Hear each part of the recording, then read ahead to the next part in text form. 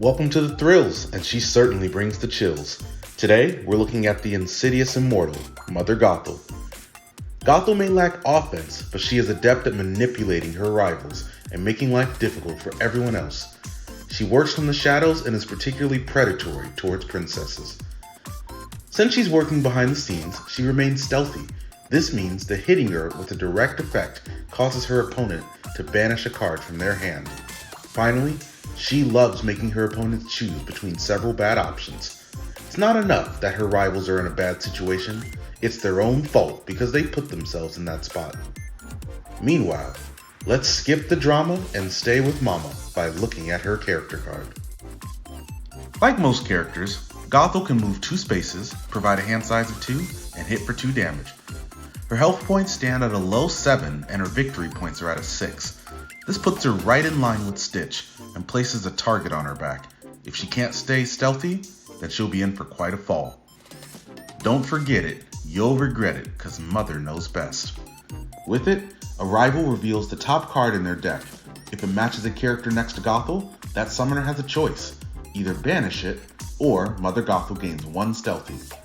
The choice tends to depend on the card revealed, but is a decent way to either make her stealthy or force your opponent to hinder their cards and upgrades. The catch is, this requires Gothel to put herself in the midst of the action. In my games, people tend to let her get stealthy, but don't always rely on that. Mother Gothel is an expert at crushing dreams. Immediately after upgrading her, a rival summoner reveals their entire hand.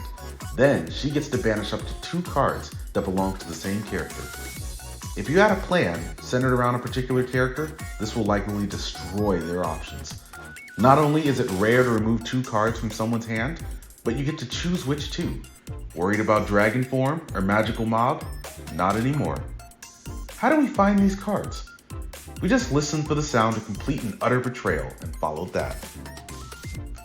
So, let's go through Mother Gothel's cards and break it down a little further. I'll be going from most common to least common, as most of these cards appear in the deck multiple times. The first 4 cards each appear twice. Gothel is so good at sneaking around, she moves in the shadows. This card moves her up to 2 spaces. Then, if she's adjacent to a rival, you gain an additional movement phase this turn. Finally, you get to draw a card. This allows you to slide up next to your opponent, do your damage, and leave. For a movement card, there really isn't a downside to this one. Typically, the 2 things you're sacrificing are a movement phase and a card, and this gives both of them back to you. So, try to save this for using with Mother Gothel, as it's pretty low risk. When she's using deft manipulation, she can get you to go wherever she wants. Gothel moves up to 2 spaces, then can move a rival within a range of 2 by a couple of spaces. This is good for moving characters off of the VP space, or for setting up rivals to be pummeled by your allies. Still, you can also choose to use this to boost movement instead. Mother Gothel exerts control in devious ways. She does 3 damage to an adjacent rival, but then does 1 indirect damage to each princess in the arena. Finally, she recovers 1 HP for each character damaged. As of Gothel's release, the only princesses in the game are Ariel and Moana. Still, be careful, because this can harm you if you have a princess as an ally. This card's usefulness will depend on Mother Gothel's health and the amount of princesses in the arena, but feel free to use this card to boost if the circumstances don't align for you. Stilettos aren't just shoes, and they'll do the job just as well as other knives. Gothel chooses what she'll do to her adjacent rival. She either does 2 damage and removes one of their status effects, or she does 3 damage and draws a card. This is one of the rare times where you get to rid someone of a status effect. Goodbye taunt or strong. And if it doesn't work, just do 1 more damage and get a card for it. Gothel's sinister schemes can leave you smarting. If she's stealthy, then she ignores all status effects, like tough or stealthy, on adjacent rivals to deal 4 damage to one. If she isn't stealthy, then she gains stealthy and does 3 damage to an adjacent rival. This is her non-skill method of gaining stealthy, but I'd argue that the strength in this card is if she already has stealthy. This is a great counter to things like taunt in the right circumstances, and it's one way that Gothel can bypass carefully laid plans. When you try to strike against Mother Gothel, you may find yourself facing a dire dilemma. Your opponent faces a choice and must choose between two of three options. Option 1 is to banish a card from their hand. Option 2 is to allow Gothel to heal for 3 HP. Option 3 is to allow Gothel to indirectly damage each member of the opponent's team by 1. There's something amusing about making your opponent choose to heal you and hurt themselves. Just make sure to use this when Gothel isn't at full HP, otherwise they'll choose healing you for no effect. So, does Mother truly know best? Gothel fits an odd space within this game. She's set up to sneak around, disrupt plans, and counter certain strategies. At the same time, she's worth a lot of VP and has low health. Stitch's way of dealing with that was to discourage medium hits with his constant. Gothel relies on stealthy to discourage hits, but there's a catch to that. With one exception, your opponent has to choose for you to become stealthy. People don't like banishing their own cards, but if they're willing to make that sacrifice, then she becomes a tempting target. Still, if you can keep her alive and stealthy, then she's pretty good at annoying your opponent. She's particularly good at working around status effects and manipulating your rivals. In a game where people save certain cards or rely on status effects, she doesn't need a lot of offense to make an impact. Gothel's strategy largely depends on who her opponent is. If she's facing princesses, she can target them. If she's facing Aladdin or Sully, she can ignore or even remove those status effects. If the opponent is waiting to use a card like Sheer Bravado or Dragon Form, then she can get that card banished in multiple ways. There may not be a more appropriately named upgrade than Crushed Dreams. I played games where the opponent was saving for a big move. Once I upgraded and looked at their hand, it completely destroyed their ability to come back. Just be careful not to leave her on the front lines. At 7 HP and 6 VP, she's an extremely tempting and valuable target who can be KO'd in one turn by Gaston, Moana, Demona, the Horned King, or Mickey from full health under the right circumstances.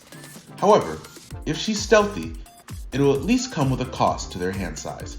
Mother Gothel, just like Entangled, is not meant to be the focus. She's meant to keep her opponent weak and stop them from figuring things out. Mother Gothel's strengths lie in having the potential to remain stealthy throughout the game, which can reduce her chances of being targeted. Between her banishing and her stealthy, she'll likely keep her opponent's hand size small and delay their upgrades. Gothel has a way to counteract many popular status effects such as stealthy, tough, and taunt. Despite those strengths, she has some significant weaknesses to address. While she can be stealthy, she's still frail. Her health is low enough that she can be KO'd quickly when up against a solid plan. She's tied for the lowest health of the bunch. Given how easily she can be KO'd, 6 VP is too tempting to pass up. Unless she's stealthy, she'll likely be the prime target for her rivals. Despite the fact that she can counter several strategies, you need the right cards at the right time, or else she can be a liability on the field. Mother Gothel has two primary purposes when team building. Either she's a soft counter pick for a particular character, or you need to build a team around her themes. When I say themes, the most apparent one is her hand control. I've attempted to build teams around this hand control. While it won't run your opponent out of cards, it will certainly hinder their ability to save certain cards. Otherwise, she needs a bit of protection to keep her safe while she works her schemes. It's also worth keeping her gears in mind if you're afraid of certain card combinations or a particular upgrade. So, who should you pair with the Master Manipulator? I may break my typical rules when it comes to building these teams together, but I couldn't help it. Gothel tricked me into it. Aladdin, Stitch, Mother Gothel. Aladdin and Gothel have the ability to go stealthy, and Stitch has the ability to prevent damage.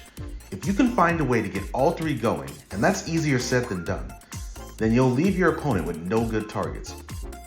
Stitch takes most of the offensive burden, while the others have the ability to banish cards from your opponent's hand at a rapid pace.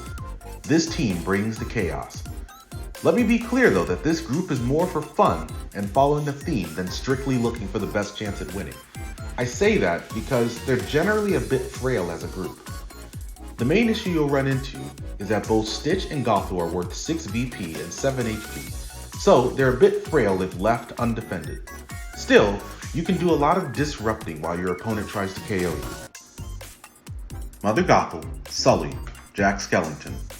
Sully's job is to take the pressure off of Mother Gothel and allow her to disrupt the opponent.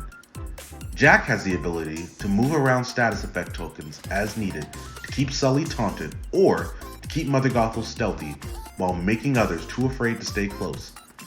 All three characters here use pink hearts to upgrade.